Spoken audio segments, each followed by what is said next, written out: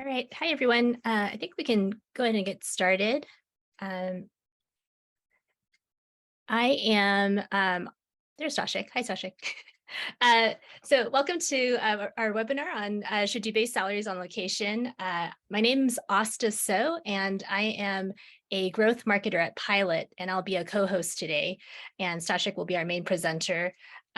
Before we get started, just a few notes about the structure of this presentation. It'll be about 30 minutes of presentation, and then we'll leave the last 20 to 30 minutes for questions. Please know that this presentation is being recorded. And if you have any questions during the presentation, please feel free to use the Q&A session, and I'll be taking note of the different questions and we can address them at the end. And in terms of the topics we'll be covering, so we'll start out with popular approaches to salary and in relation to locations, then talk about taxes, benchmarking and finding the right data, and then also overall creating an equitable experience. So now I'll move it on to Stanislaw Kolarzowski, who will introduce himself. Thank you, Asta. Hi, everyone. Thank you so much for joining us on this small webinar where we can talk about salaries. My name is Staszek. I'm one of the founders of Pilot. I've been working remotely for over 12 years right now.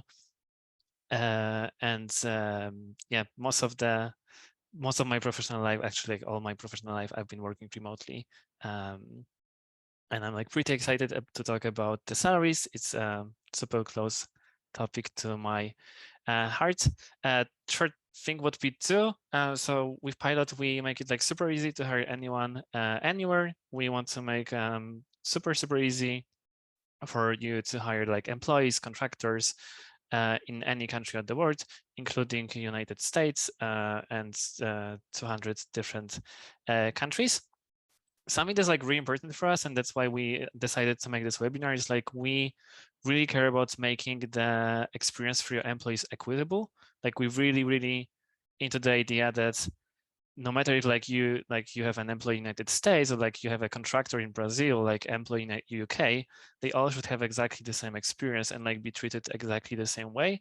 And you don't want to have like any second-class citizens in your company just because they live in different country or because they have a different type of contract than like other person. But let's talk about salaries. So maybe I'll start with like some general framework, how I like to think about the approach. We ask you like before the webinar, like, you know, what kind of like questions you have, and I would say like 70 or 80% was about fairness. So the questions been like, hey, how we can make a fair system for like our employees, how we can make sure that like our international contractors are paid fairly.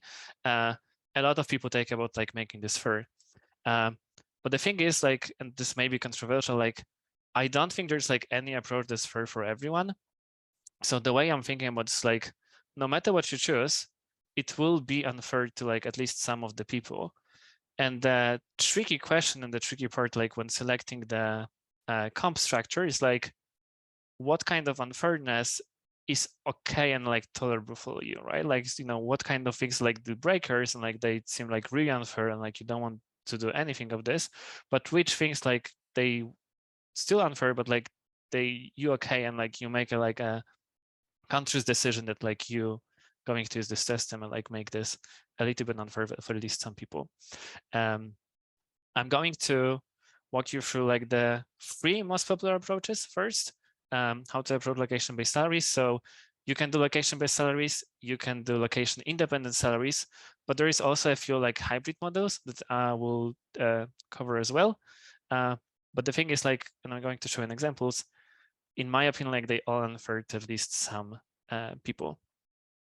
So let's start with like the location-based salaries. This is the most popular approach right now and the most typical. And here's, for example, how Buffer makes it, right? So this is from like the Buffer page. They have a very simple formula. Like they take your role and they take, you know, your location to calculate your salary. So if you have like 2 people doing the same jobs, like 2 people in HR doing the same job, if they live in different countries, they will have different salaries. And the way Buffer does this, like they have like 4 brackets, and basically depending on the country, you will be placed in like one of the brackets, and the brackets determines like your final salary. And those brackets, if I remember correctly, is like very high cost of living, cities like San Francisco and LA, like high cost of living, moderate, and like low cost of living. And the low cost of living salaries will be like 70% of the high cost of living salaries. So this is how they approach this. Let's think how this is unfair. And if you have any international employees or contractors, you probably heard this. So this is like a real quote from like a real person that I heard multiple times. Is like, hey, I am an engineer in Argentina, and there is like this another engineer in San Francisco. We're doing exactly the same job, so why I'm like paying half of what other person makes? So in this case, like this person thinks they treated unfairly. And in the past, like one of the companies we've been working in the past was like a talent marketplace for engineers in like emerging markets. And I remember like we made this survey when like we asked people about fairness of salaries, and 99.9% because percent of people, they've been really not happy with like location-based salaries. And again, they all been coming from like low cost of living countries, but they've been like very vocal. This is not fair. This is not the right approach. And there was like a very heated discussion. So this is what you can expect from your team members in other countries. But there is a different canon of fairness as well. Many companies like have this policy that like if you decide to move to like a city with different cost of living, they're going to decrease your salary anyway. And this may be unfair. So imagine like someone from, like in this case, like someone from HR living in New York and they want to move to Maine, for example, which has like a different cost of living. So their argument will be like, hey, I'm doing exactly the same job I've been doing for the previous 3 years. We've been working remotely. So there's like completely no change for you and the company, but you're cutting my salary by 20% or something. So this also like can be unfair, for people who want to move to different cities. Aside now, I know that like a lot of companies have policy like this, but I know a lot of companies that actually have been faced with this, right? They actually had an employee moving to a different state or a different country. And most of the people I know, they made an exception, right? So even if the policy like, hey, we're not going to decrease the salary, we're going to decrease your salary, when they actually had to do this, they made an exception because they didn't want to like decrease someone's salary, which can result in like a different issue because now if you have another employee in like Maine, they will be like, hey, we're the same city, why this person earns more? Because they moved from New York, we're still doing the same job, we're in the same location. That's really unfair. So you may want to be careful with this approach. Different thing I heard from some of the employees is like fixed bonus. So imagine you have a sign-up bonus, right? Like if someone joins a company, you want to give them like $2,000 just as a signing bonus. The feedback you may hear from like your employees, for example, United States, will be like, hey, this person from like this low cost of living country, they just receive a bonus equal to like a 1 month of salary, and I receive like a bonus equal to like 20% of my salary.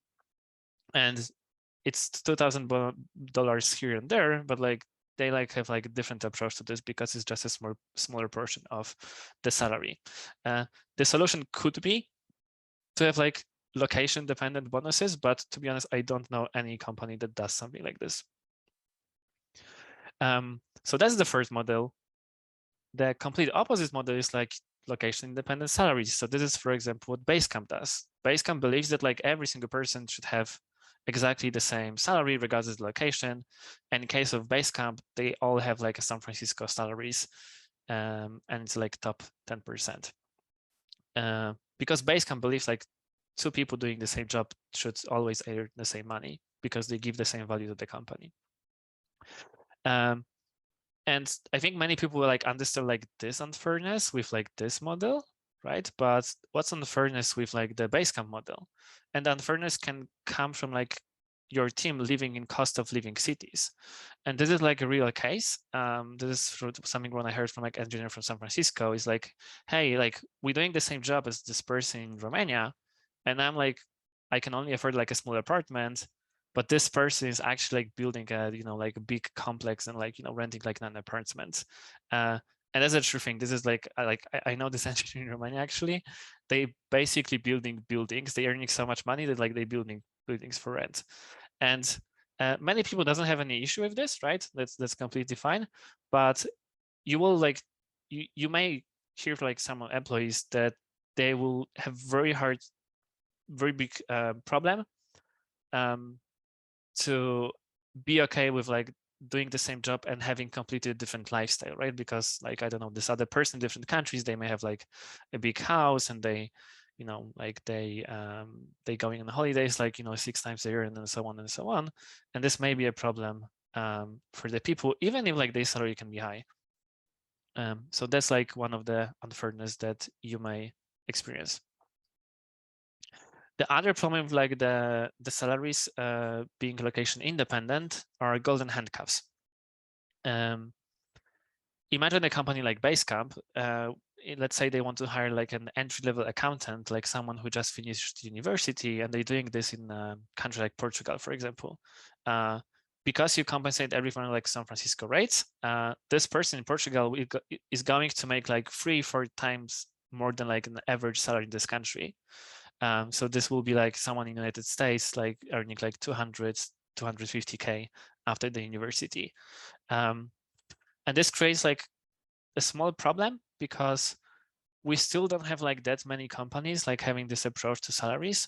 So it's like very hard for this like entry-level person like to find that like a similar job with like similar compensation structure, which makes like them, even if they're unhappy with the job, even if they like really hate working for like this company, they still going to do everything to keep this job because like the difference in the salary is like, I don't know, 5, 8, 10 times more what they can get if like they leave the company. So this is what we call like golden handcuffs. Like people want to leave the job, but like they really can because they're earning so much money. Another like this like small issue, and this is mostly for like companies with like investors, but this is of course more expensive model, and like something you might hear from like your investors from time to time is like, hey, why do you pay like like your team that much money? Like if you could do a cost of living adjustment like everyone does, and like save a lot of money, or like hire bigger team. I wouldn't worry about this that much, but again, this is something you may hear from like some of the investors. It's interesting, like if you would suggest that like you're going to move the whole team to San Francisco and like pay the same salaries, like those investors will probably be okay with this, even if like the same cost and this is the same team. So that's just interesting thing you may notice. There is a third model, and I just grew them by hybrid models because there's like a different approaches. But basically hybrid model means like that you do location based for some employees and for some of them you don't. One that's popular is like role dependent. So basically the idea is like you benchmark all your engineers for like one markets, but you benchmark all your salespeople for like the market rates, right? So like then you end up with a situation when like all your engineers, they earn the same money regardless of location. So like the engineer in Brazil is going to earn exactly the same as engineer in San Francisco. But the sales team will be benchmarked not for San Francisco, but will be benchmarked for like a different market. Or like support team is like benchmarked for like Brazil, for example. So it is location dependent still, but it's like more like the department or like role level. It can be unfair as well, right? Because you can have like a support team like earning like 10 times less than like the sales team, for example. So this is also unfair. Like that's not like the golden solution. Another approach is like have location-based salaries for everyone in the company except sales team. So because often like the sales team, like they have a commission-based salaries, and commission can be paid on like the percentage of the account closed, right? So in this case, like you can be totally okay to pay, I don't know, like 20% of like the new contracts to your sales team, regardless if like they base in India or if they base in US, right? So in those companies, like everyone is like still location based, but like sales team is like an exception. Like the sales team is like not location based. Another popular approach is like to have a different comp structure for executive team. Basically, it's like you have like one system for like all your employees, but for executive team, you have different approach to compensation. So this may happen as well. Yeah, and that's three most popular approaches. I wanted to very quickly talk how we approach this at Pilots, just to show you like, how it looks like in practice. So when we designed our comp philosophy, we started with constraints, and we actually have like only two constraints. So the first one is like, we really want two people doing the same job earning the same money regardless of the location. So to finance analytics, like they should earn the same money regardless of like where they're based. So that's one constraint.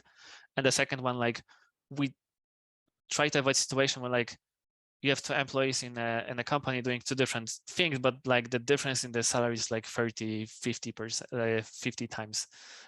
You just don't want to, we just don't want to have like people earning, like having a gap that's wide. Like we want to make the gap smaller. So what's we're using a hybrid approach, and we're using the one when we like benchmark the whole department to a particular market. So to give you like an example, all sales, the whole sales team at Pilot, they have a salaries benchmark for United States, but all engineers are benchmarked for like Western Europe. And then like depending on like different teams will be benchmarked for like different markets. We started with 5 markets. So we had like 3 markets for United States. So it's like US high, which is like San Francisco, LA, New York, US mid markets, which is cities like Chicago or like, I don't know, like Seattle. And then US low cost of living, which is like all other cities. Then we had like Western Europe. And the last one was like Eastern Europe / Latin America. And all the teams have been based like one of those 5 markets with Pilot. On every market, we try to be at like between 15 and 60% of the market. This is something that we're changing. So the idea is like that the bigger and the more stable company is, then we're going to move the percentile up to the right. How we decide like which department should be in like which market, we look at this as like, we only look at like how easy it is for us to like do the recruitment. So basically what we usually do like with the new role, we will start with like the lowest market and just see how many candidates we have. If we have like, for example, this is what happened for like support. If we have like hundreds or like thousands of like really amazing candidates, then we usually keep this the salaries on this market for this team at this market. But if we see there's like a trouble where like we can't attract like a great talent using this approach, then we're just moving the whole team and department to like another market. So this is, for example, what happened with engineers. We had to move it to like 2 markets above to attract more people. The nice benefit of this is like if you moving to like a different market, then your offer is like starts being really, really good for like the people in like those lower cost of living markets. Something we did recently, we tried to simplify this. So we started with 5 bands, but now we only have 3. We have this idea that like we want to cut like the lowest bands, because the problem we had was like this gap, right? So we had like a sales team being compensated for like US and the support team being compensated for like Latin America. And the gap was like a little too big for us. So we decided that like we're just going to remove like the lowest band and just move everyone to like the new lowest band, which is like Western Europe. So right now we only have like 3 bands, and the lowest one is like, Western Europe. So we want to be competitive on like the Western Europe markets. This system is still unfair because again, like it is fair for like, people being in the same role, they earning the same money, but like that, for example, the support team can still be like, can give you the feedback that like they treated unfairly because they salary is compensated for like the different market, like the sales team, for example. Okay, so that's about different approaches. Let's move to benchmarking. So let's say you decided what you want to do, and now you need to find the data and actually know what's the market rate for like engineers in Poland, or like what's the market rate for like designers in Portugal. But before we go to this, I just wanted to like describe like one problem that like many, I think, remote companies have, is how you define market for like remote employees. So imagine you want to hire like a React engineer in Brazil, right? And you go to like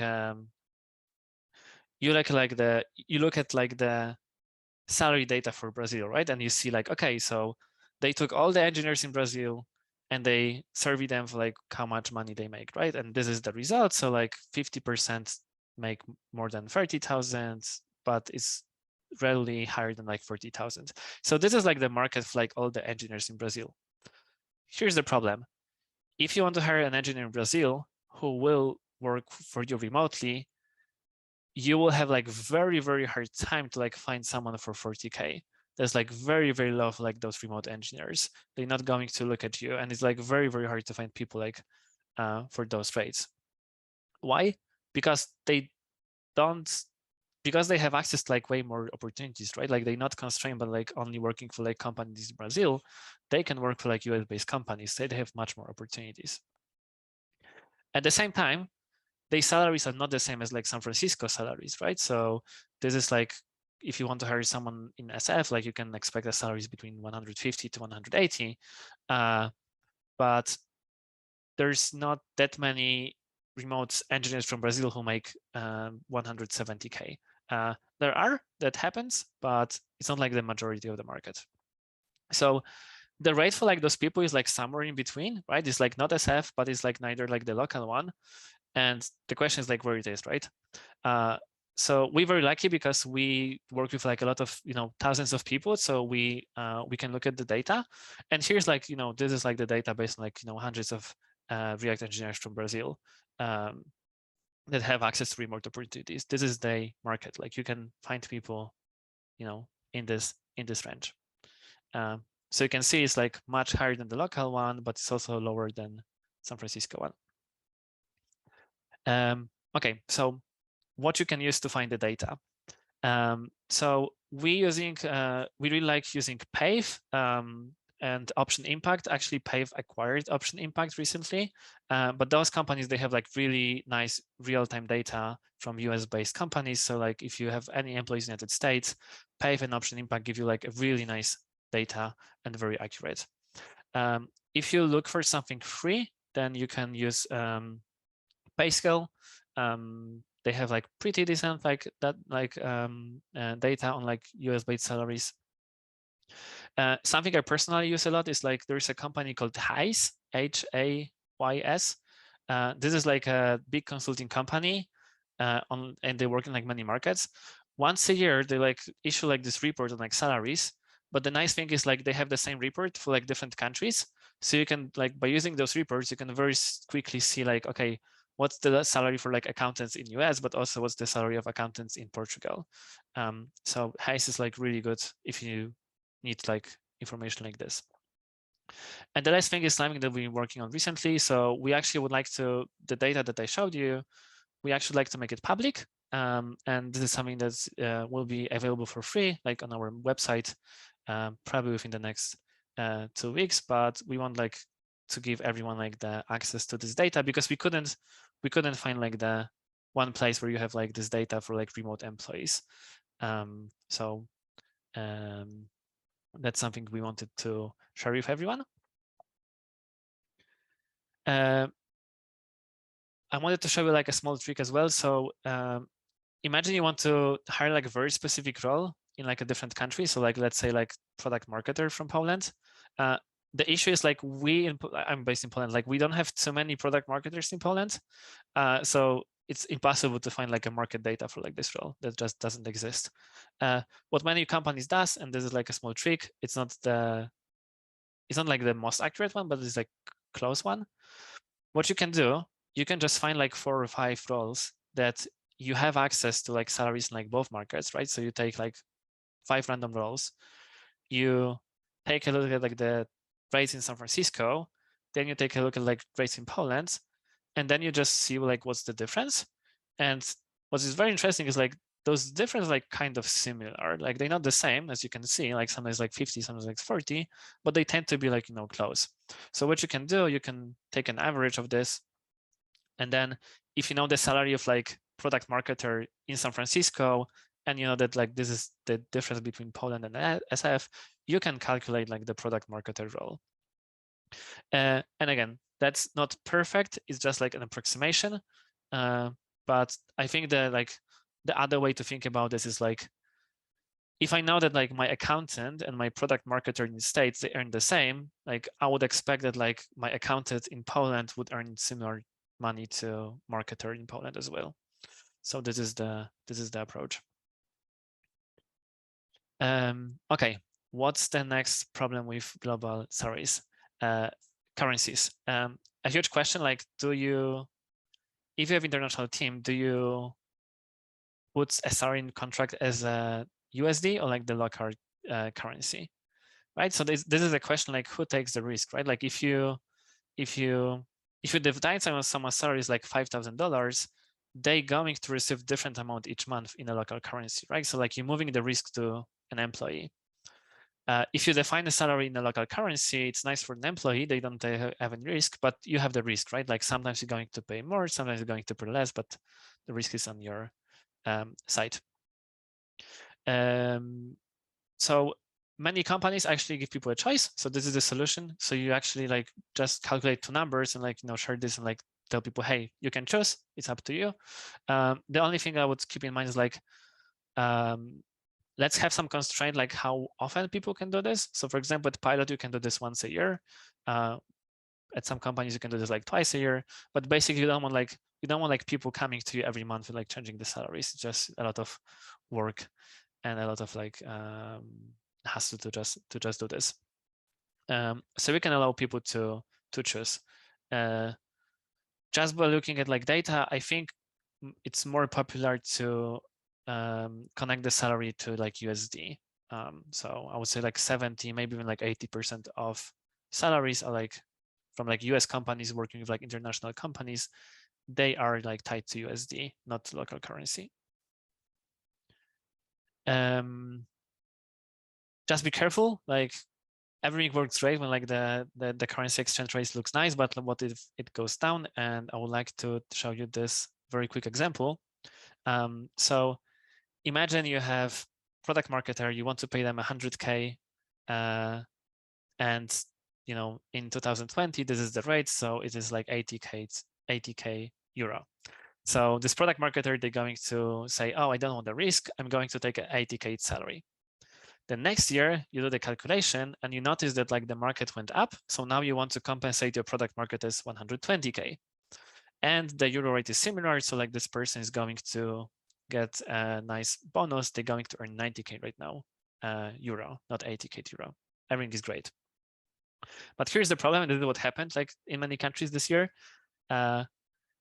You can see that like the comp for like product marketers went up, and you want to pay them like 140K right now, but because the euro went down, the compensation in local currency will be like 84K.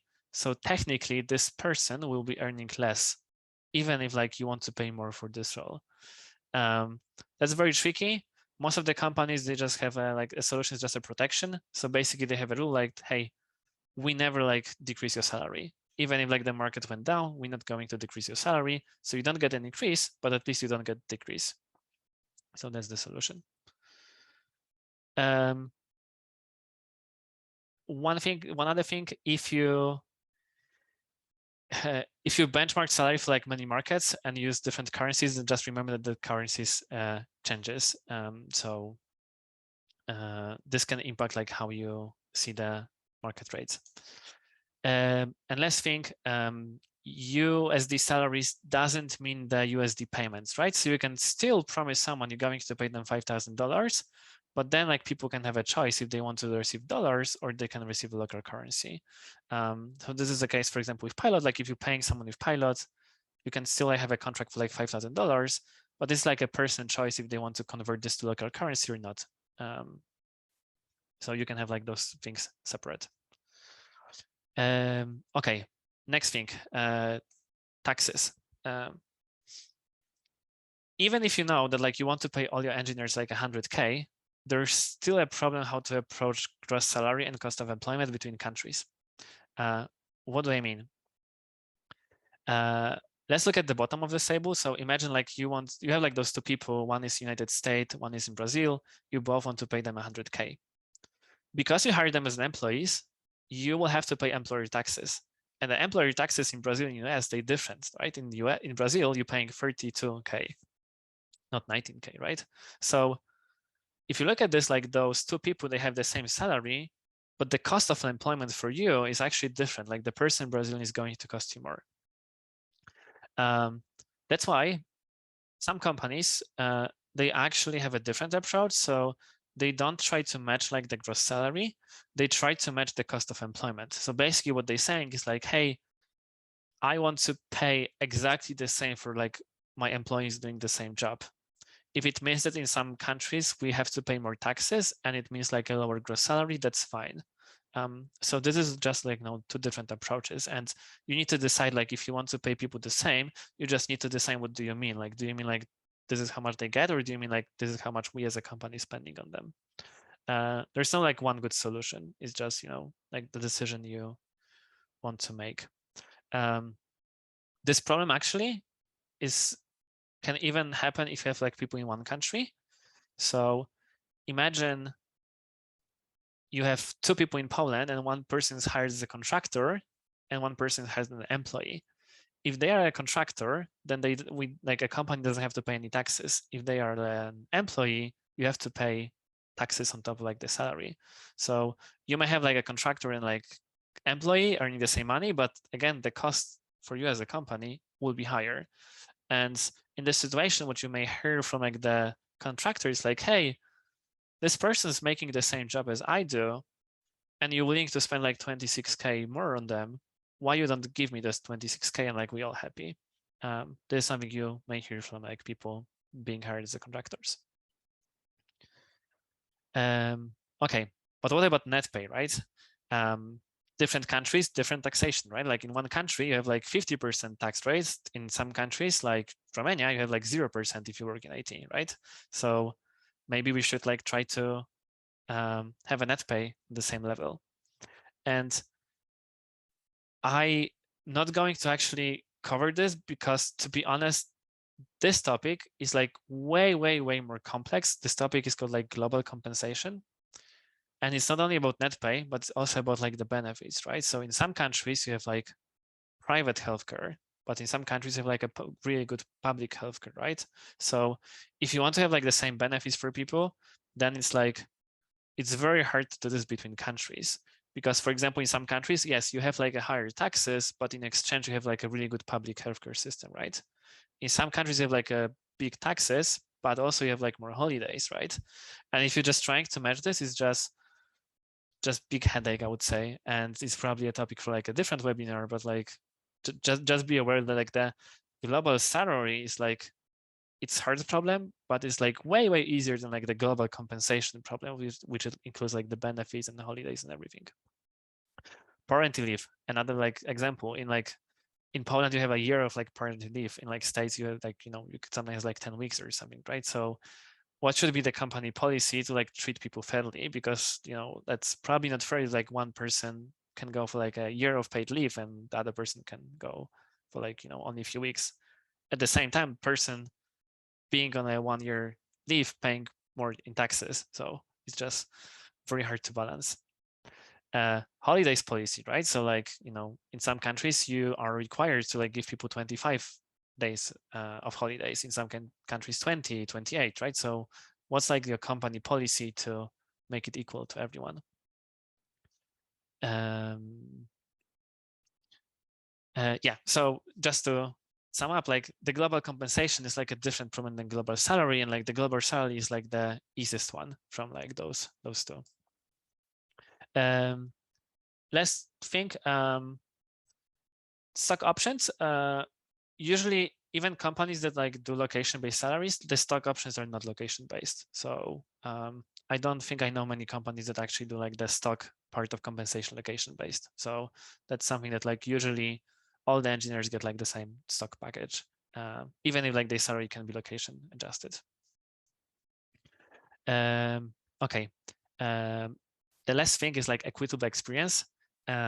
So even if you like try to design like the most first system and like you want to pay people the same way, there's still like some small things that you may want to take into account to not create like a second-class citizens and for your employees to have the same experience. And I'm just going to walk you through examples, so this will be easier to understand. A popular problem for international teams is like fees to receive the salary.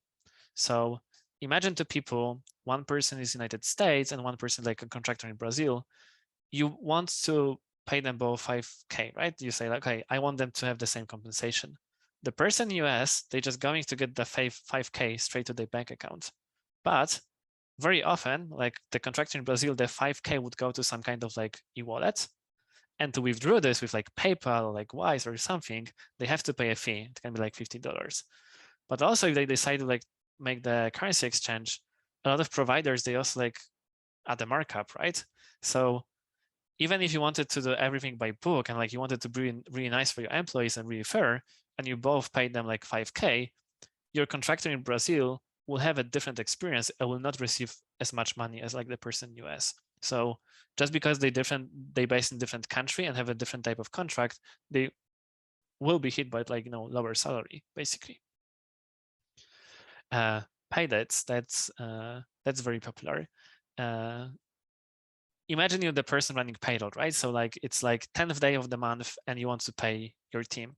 You log into like your domestic system, you pay your employees in United States, you log to like any other system used for like international team and you pay them. And for your point of view, like you being fair, like you're paying them on the same day, right?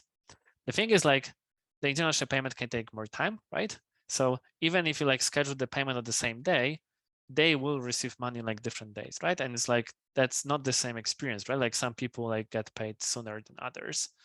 And I don't think like many people realize that that's maybe a problem for like your team outside the United States. Next thing, like process.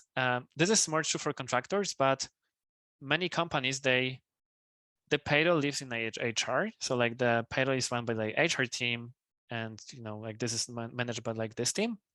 But international contractors, they much closer to vendors and they live in like the finance team, right? So the payments to international contractors are run by like accounts payable. And they go through different processes, like they have to send an invoice, has to be like approved. There's like 10 days for like payments. And this just create like completely different experience when like one person just paid and it's done quickly and the other person has to like send invoice and like like go through approvals and can wait like 2 or like maybe 2 weeks, for example, to get pay.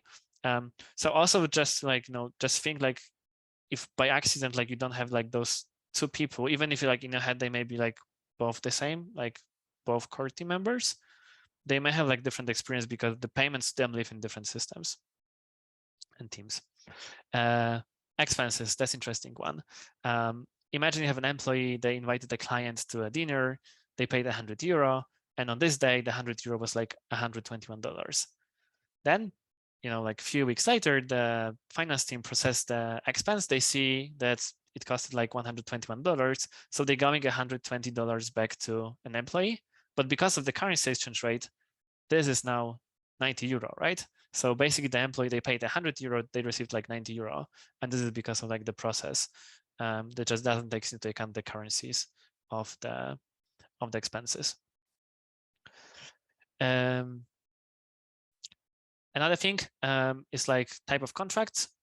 So often if you hire contractors, they may have like a different terms in the contract. So for example, employees, they all have like 3 months notice period, but like contractors got a month, right? Or they have access to different benefits. So that's also something to look at, that like maybe by accident, like your contractors may have like a different experience with like your employees. But just be careful because like treating your contractors as employees is also not a great solution, right? Like if you're going to like treat your contractors as employees, like, you know, give them benefits, like paid holidays and everything, then like you are in a risk of like misclassification.